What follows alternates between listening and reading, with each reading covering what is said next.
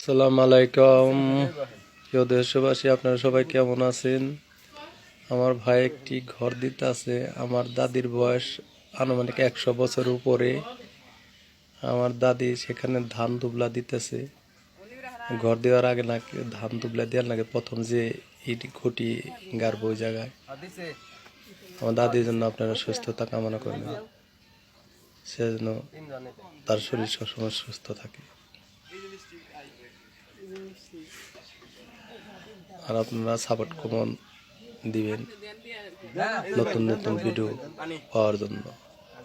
আপনারা শুধু লাইক দেন, কমেন্ট করেন না, সাপোর্ট দেন না, শেয়ার করেন না। আপনার প্রতি হলে আপনারা সবাই আমাকে লাইক কমেন্ট শেয়ার করে দিবে নতুন নতুন ভিডিও পাওয়ার জন্য।